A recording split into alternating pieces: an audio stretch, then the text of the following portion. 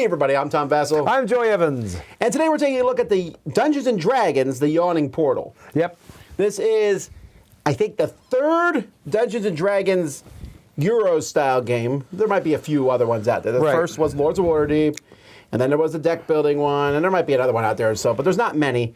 This one's based on the Yawning Portal, which is a... Portal in Waterdeep. Right? Well, it's an inn. Right. That's built next to a portal here, or next to something, and whatever, D&D. Yeah. This is about serving food to people who are coming and to go off and adventuring. This is done by Avalon Hill, and I gotta say, the production value here is nice.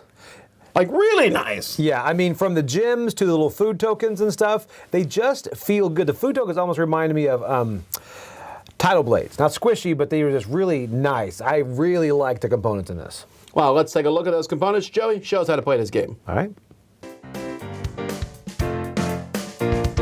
Okay, here is how you play the Yawning Portal. Again, this is just a quick overview. I'm not going to go into all the rules. This is not a rules teach. This is just a quick overview to kind of give you an idea of how the game plays. This does play in the D&D universe, but it's a bit different because you are running the Yawning Portal, which is very famous from D&D lore. But you're not doing any adventuring, you are feeding the adventurers. And these are your food tokens right here. And first of all, these are pretty cute. Look at that. Got some ale, lots of meat, lots of veggies, some fish. So all these little food tokens right here are going to go in the center of the table. And one by one, you're going to start to place down heroes on each side.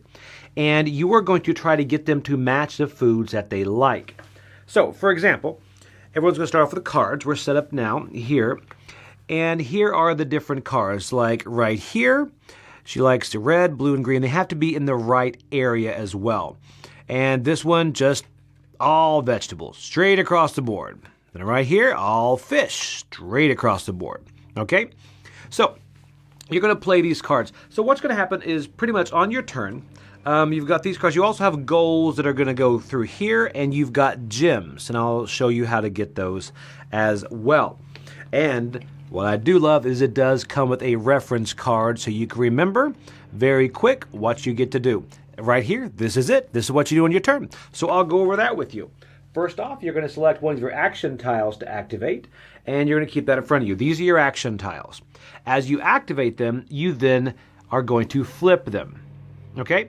So, for example, say I want to go ahead and activate this tile right here. First off, it says I get to place a blue food token, and I have to place it next to an existing one, so I'll go ahead and place it here. Okay? And then I can swap. That's what the second one does. It shows right here what everything does. This means swap. All right? And I'm going to look at my cards, and let's see. Can I get anywhere I want to go? No, I can't really. This is not a great hand for me. Let's see here. Nope, I can't really. So, but I do have to swap, so I'll just go ahead and swap these here. And then I'll play something. Let's see here. I'm going to go ahead and play this card because right here I get to do the action card, and that is the last symbol here is play. So I'm going to play this here. And I look to see which ones match up perfectly. This one, the yellow, yellow, yellow, yellow, those two match perfectly. So I'm going to grab 2 yellow gems because those match perfectly, and I'll put those into my player area.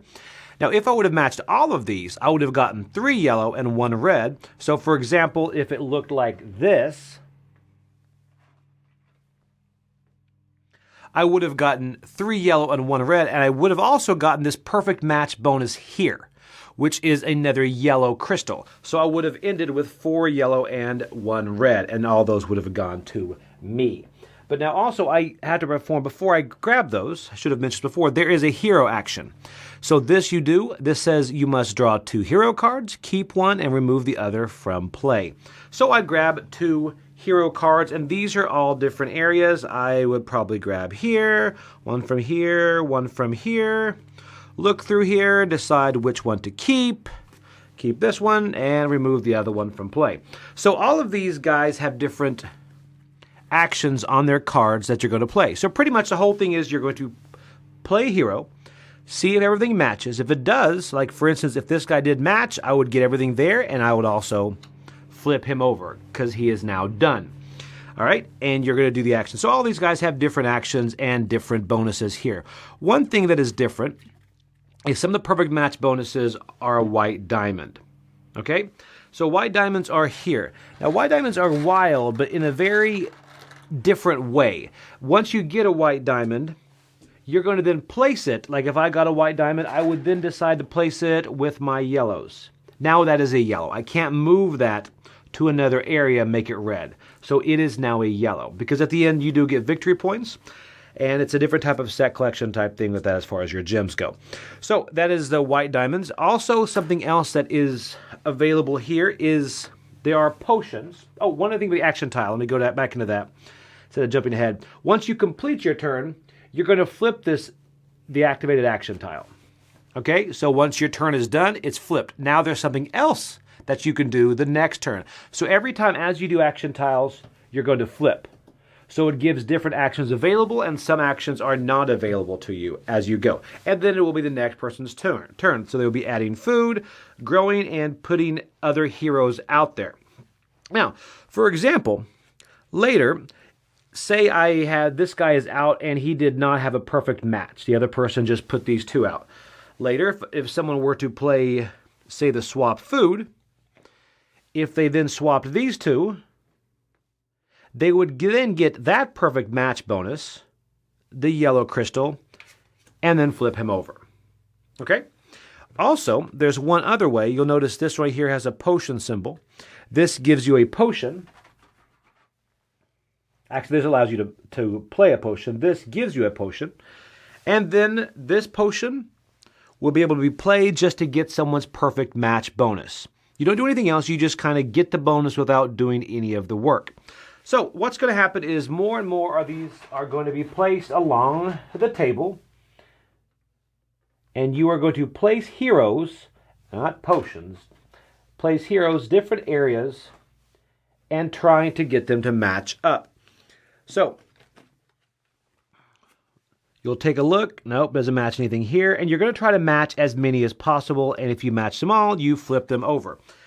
And then it's going to go to the very end, and the end game is triggered when both of these ends of the table are taken. Every time you put a food token in there, you have to have it touching another food token, like I mentioned before. Then at the very end, so that's how you're going to get crystals, by matching things up. Now, at the very end, you are going to count up victory points. Now, victory points are through these objectives. So the first person to have 3 potions is going to take this.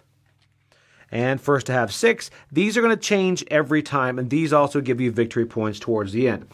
Then these right here are going to give you victory points as well.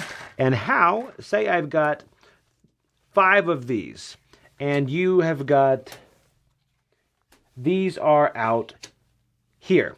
So you've got 4, we'll do 5 completed with the yellow showing. Well, I'm going to get 5 times 5 here. That'll be 25 victory points for these. And then you're also going to get victory points for people who have the most of every color: red, blue, green, and yellow. So at the end, there's a point salad of getting all the different victory points together, and you're going to see who did the best job on feeding those ravenous adventurers. So, all right, that is a quick and dirty how to play of Yawning Portal. But first off, take a look at that food. That food is great. Looks delicious. Except for the green. I'd go for the meat. All right, let's see what we thought about it. My biggest disappointment when it comes to talking about the Yawning Portal is I feel like they wasted all these components. Right, yeah. They're so amazing. And the game is, well, for me, the Yawning Portal is boring, which is not good considering the name. Yes. And that will be the closest I get to a pun here in this. I don't mean to be so. And here's the thing. I don't mind the idea of collecting food and giving it to people and fulfilling orders. And the concept of flipping these things over to do different actions is an interesting concept.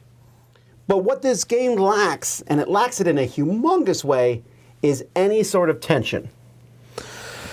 Yes. I mean, there's a bit of take that, and then you have to watch the other players as they flip the cards and what they're flipping and moving, but it's just...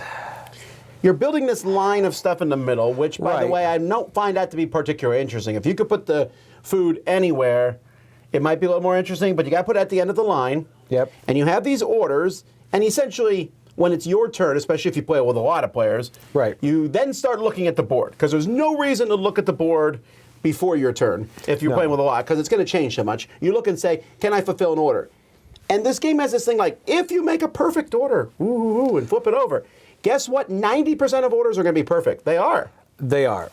I find that to be such a flaw in this game, because there's so many cards that are like, if an order's not finished, do this. There's a lot of cards that have to do with that, and they're almost always worthless. That's the thing. And also the potions they seem to be very, very good, where you get that benefit as if you gave it the perfect order, but you have to find one that hasn't been completed. And that's hard to find, because most of people play it when they can complete it. Right. Why should I leave a non-perfect order for you to get benefits off of? Exactly. And so then there's just also the randomness. Yep. The idea of it's like a stock market game. Right. As you, I have a bunch of red ones, and now they're more valuable. Okay, great. And there comes, you can literally get to a point with 3/4 through the game, and you go, oh, I'm not going to win. You know? You can. And then you do have to watch other players, too, because the times, how many flip over and back and forth, there's a lot of that going on. And the ending scoring, what do you think of that? That's very, almost fiddly. No, it's 100% fiddly. Is there a score pad in this game? I couldn't remember if there's one in this game. I didn't see one. I just thought, because there's you multiply the gems times these, then you also have whoever has the most gems get these first, second, then you've got the objectives. There's a lot going on with the scoring. Right, and it really pushes you to getting a lot of one. Right. Which, then if I see you getting blue, I'll get blue, because that's going to be the one. Man, so here's the thing. Other than the components, I really kind of struggle to find much in this game that is fun, other than the flipping of the tiles, Right. and taking the actions, which I think is a neat concept. There's only a few games do that. But even those aren't that interesting. No, the artwork is good, and I think it looks good on the table, and I just really want to like it more, because people walk up and they say, wow, what is this? I agree. It looks, and the idea is really cool. When you can put a card down and you have that matching up, you can skip a space, but it's almost mechanical.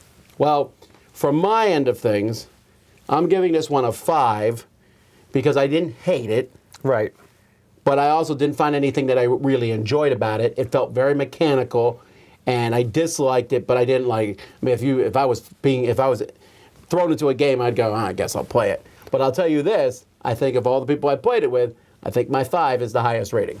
Really? I think. I might be wrong, but I did not get a good reaction from anyone I taught this to. And there were people who both like D&D who were interested in it, Yep. and there were people who didn't care anything about it, and they just want to play a good game. And no one seemed to be satisfied with it. No, and that's the thing. People that see D&D are going to be like, oh, I'm excited about this. Hopefully when they read the fact that you're serving food at a tavern, they're going to kind of change your expectations. Sure, I agree. I'm not knocking the game for that. But no, it is very... Yeah, I would give a bit higher, but I honestly have to say a 6. I would not seek this out. I would probably play it. But I had the same experience. People I played with, they just walked away thinking that was fine. It was almost more of an activity. You wanted to get that Candy Crush feel of cascading, but it's just... Yes. You really wanted that, but it didn't deliver on that at all. It also doesn't really deliver on the food side of things either. No. What, do I stick food at the end of the table? That's kind of a weird... I mean, like, there's no thematic sense to that. There's not. And then it's kind of clever when you read, like, oh, this guy is all vegetables. That's funny. Yes. But then it falls apart. It's just... And then the player abilities get so confusing. There's just... It's not worth it for me. So a 6 is as high as I'd go. And honestly, that's because the components and the artwork and everything looks great. That's really what brought it up. Well, there you go, folks. That's the Yawning Portal. I'm Tom Vassell. I'm Joey Evans. I tried to do it. I had to do it.